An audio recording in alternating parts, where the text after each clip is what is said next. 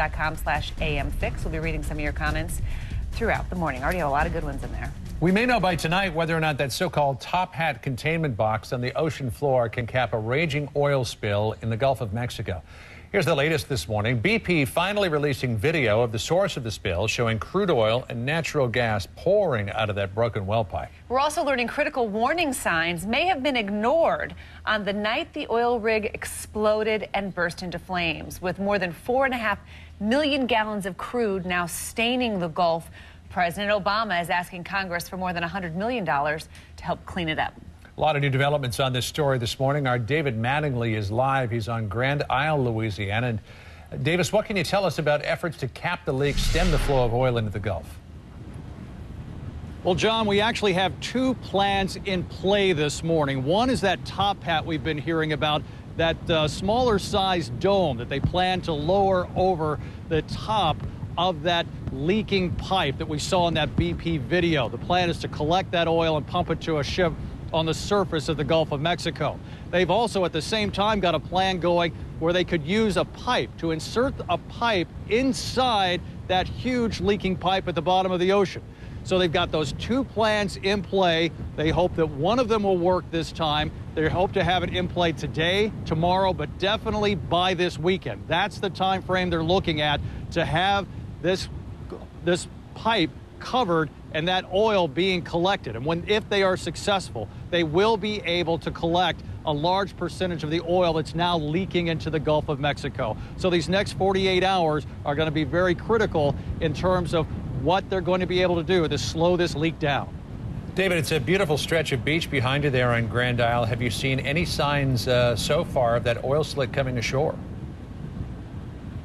That oil slick not coming ashore here in Grand Isle yet. What we're looking at, though, is already come ashore to the east of us on the barrier islands of Louisiana. Also reports yesterday from the governor's office that it is coming ashore on a barrier island to the west of us. That's that way on one island there. So, and you see this wind is pretty strong this morning. We're the longest sustained period of winds pushing this slick to the west.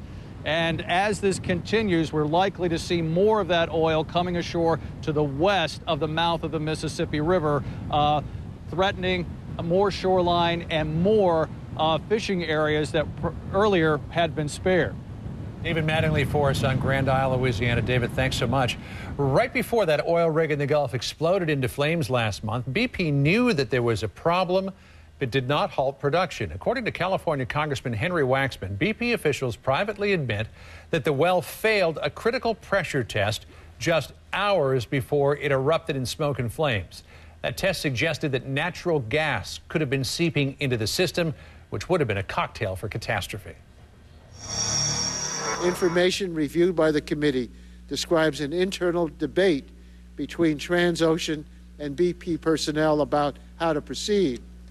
What we do know is that shortly before 10 p.m., just 2 hours after well operations apparently resumed, gas surged from the well up the riser and the rig exploded in a fireball. 11 workers on that rig are missing and presumed dead. We called BP to get their reaction to Congressman Waxman's claim. The oil giant says the matter's under investigation, and until that investigation is complete, there will not be any further comment. Along the Gulf Coast in places like Dauphin Island, Alabama, the oil slick offshore is threatening a lot of livelihoods. There's an all-out effort underway now this morning to hold it back, and a lot of people are pinning their hopes on a mysterious white powder. Reynolds Wolf is live in Gulfport, Mississippi this morning. Hi, Reynolds.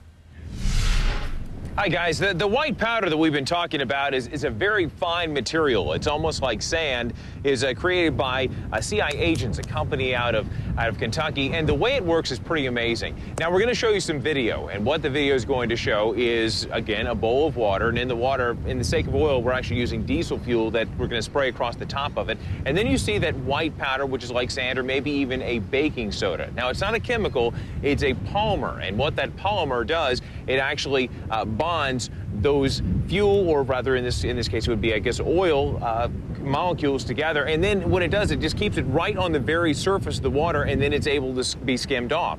It's an amazing process, and what they plan on doing is actually putting some of that powder right in the middle of some of those HESCO barriers, some 4 miles of them that are stretched along the beaches in Dauphin Island. So when the water and the oil pass through, go up on the shore and pass through there, you'll have the water going through with no issues. But of course, right in the middle with that powder, it's going to bond with that oil. Now, the amazing thing about it is said to be biodegradable. It's said to be safe. In fact, it's even edible, they say. So the game plan is if the oil comes through, it passes, it collects right there in the HESCO barrier. They'll be able to get shovels, or they could even use their hands to pick it up, possibly put it into a landfill. Now, after a matter of time, they say that the substance will actually then begin to harden. They can actually use it to surface roads. They can use it as the soles of tennis shoes. An interesting thing. You know, they say people have to come up with great ideas in situations like this, and this is one of many. Very interesting to see how it works. It was actually used back in 2003 along the Ohio River, a much smaller situation, but an oil containment situation, and it was met with great success. So we'll see how this one plays out. I think necessity is the mother of all invention was what you were looking for. That's what I was trying to say. All right. Wow, it is pretty amazing stuff, and so many great ideas that people are coming up with, everything from that powder to hay to hair. Is all of this being employed? Every bit of it. I mean, they're desperate right now. Let's be honest. I mean, we got that leak that we've been showing, the new video released by BP, which is just mind-boggling. You see the natural gas coming out. You see the crude coming out at a rate of 5,000 barrels per day. They're doing everything they can to stop it. So all ideas are welcome. All right. Reynolds Wolf this morning. Reynolds, thanks so much.